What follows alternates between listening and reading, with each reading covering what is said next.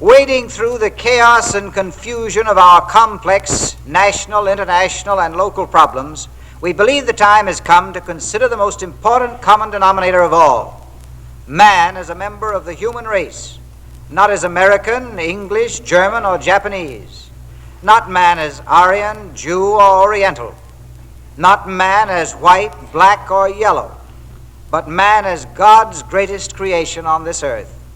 The time is at hand when we must re-examine the institutions we have established, churches and schools, cities, states, nations, and all manner of organizations, and ask ourselves frankly what these institutions are now contributing to the happiness and well-being of humanity. Can we not agree that human liberty and respect for individual personality are among the greatest treasures civilization has produced? How then can we best preserve them? Today, in the name of national patriotism, man seems to be engaged in the task of creating gigantic monsters which will rend this civilization asunder. Is this inevitable, or can we hold the purpose of nationalism to the benefit of mankind? The eminently qualified speakers who are here tonight will help us in our own efforts to find the right answers to these questions. We could not have concluded our program with a more distinguished group of speakers. Pearl Buck, winner of both the Pulitzer Prize and Nobel Prize for her book, The Good Earth. And now I take pleasure at this time in presenting our first speaker, Pearl Buck. Miss Buck.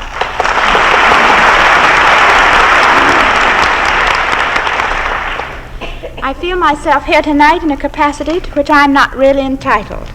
In the first place, I attach no supreme importance to institutions of any kind. A bad institution in the hands of good men is more beneficent than a good institution in the hands of bad men. In the second place, I'm a writer and not a philosopher by trade. Any philosophy I have is made by such homespun methods as the necessity of life has forced upon me in various times and places, and yet it is the only philosophy out of which today I care to speak. For philosophy, once so popular a pastime for students, has come through as many vicissitudes as has the study of economics. When men are prosperous and life is easy, philosophy becomes a luxury, an esoteric taste, a pleasant subject for the dallying mind. In times of struggle, it may be put aside altogether. What time have men and women to meditate upon the meaning of life when they may yet save those material things which they have learned to consider as life? It is only when the struggle is over and lost, when they perceive that they must do without the things for which they have given their lives, that they cry, "How shall we endure our lives now?" It is this despair of body and spirit together which accounts for man's wholesale turning to fascism and communism, as we are told indeed by Dr. Drucker in his book, The End of Economic Man, and I believe he is right. Bewildered and lost in the economic chaos, man turns to belief in the miracle, in the dream of any ism at hand, in search of a philosophy which will give him a reason to live. We are in such an age now, in the Orient as well as in the Occident.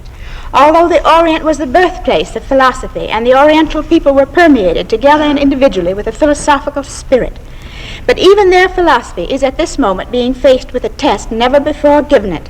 What does philosophy do when it is faced with barbarism? This is the question which every Chinese and Hindu and Muslim and dweller in the Pacific and the Oriental Islands must be asking himself today. And we in the Occident, too, are in that darkest doubt that can fall upon the soul so that it inquires of the universe, why should I live? To answer this question is, of course, the task of philosophy. It must in these times be answered simply, for too many simple people are asking it who cannot understand the terms which professional philosophers use for each other.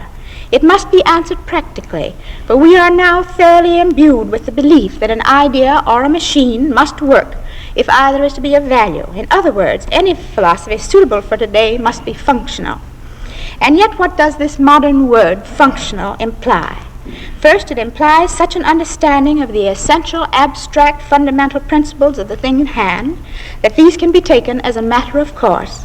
From these are shaped the immediate object or method fitted to the moment's needs, streamlined, our expressive new word puts it. Every unnecessary angle eliminated and every independent line subdued to the functional demand. But a streamlined car is nevertheless based on the same principles of combustion and friction that the old models were, and a new bridge shaped to the last useful design, has nevertheless the same stress and strain to consider that the masses of iron and concrete that were our old bridges had. Thus it is with philosophy. The principles which underlie all philosophical thinking and believing are the same. The question which man asks today is not a new question. Men have always cried out, as in the legend, the first man, Adam himself, cried, "Why should I live?" But this is the question which marks the moment of awakening in the evolution of the human mind. It is only the mind aware of itself that asks why it lives. The fool, the lunatic, the dull, and the beast-like cannot ask it. It presupposes a certain human intelligence, and so it is as old as that intelligence. Let us examine, then, two principles of philosophy and see whether or not in our demand for the quick and functioning answer we have not forgotten the necessity of knowing principles. The first of these principles is man's relation to the universe. This relation need not be religious, though it may be if the individual makes it so, whether he does or not. Its chief value is teaching the mind of the man its place in the whole. Man must contemplate the universe if he is to understand himself sufficiently to know why he is to live and not to die. He must think of time and space, and of how he himself is but a moment in all the endlessness of time, and less than a bit of dust in space. When he feels this proportion throughout his being, he is ready to proceed to the second principle, which is to understand the universe of himself. If he is almost nothing in this great and eternal outer universe, within himself he is everything, and there are infinitely smaller than he. He is not to be lost in the vastness of the entire universe, nor is he to be absorbed in the universe of himself. If he is overcome by that vastness, he cannot live. If he is overcome by his own importance as a universe, he is not to be lived with. Happiness for the individual is to be found at this point of balance between the outer universe and the universe of himself. At this point only will he have himself in hand. He will not give way to despair, for he will perceive that in the universe of endless time and space, his own life and his sorrows, and indeed even the lives and the sorrows of the age in which he lives, are of no final importance, and prove nothing as to man's ascent or descent. There have been ages better and ages worse than ours, and there will be again. Too often the inability to reach this point of balance lies in the disappointed self, the self too small to contemplate the universe and maintain itself, the self too self-important to take its place in the universe so that it cannot bear frustration and thwart. The first desires too little, the second desires too much. In both cases the desire is wrong.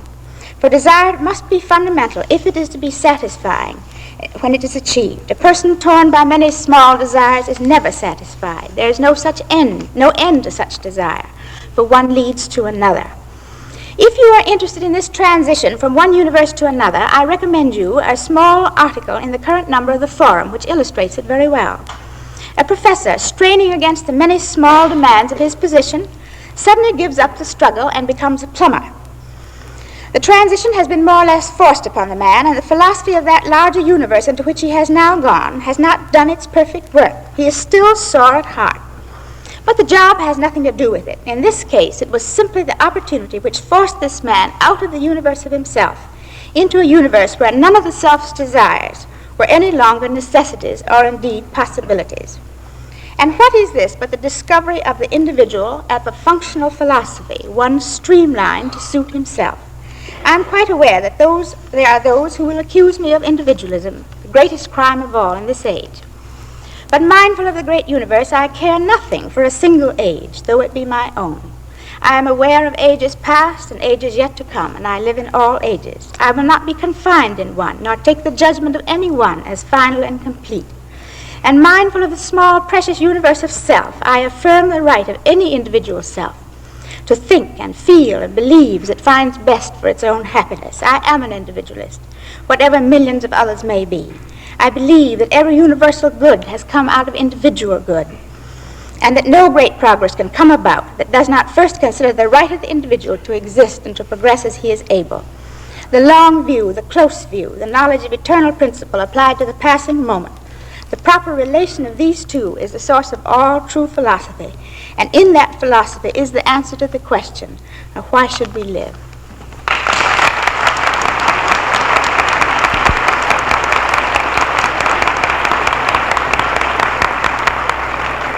Thank you. Thank you very much, Miss Buck.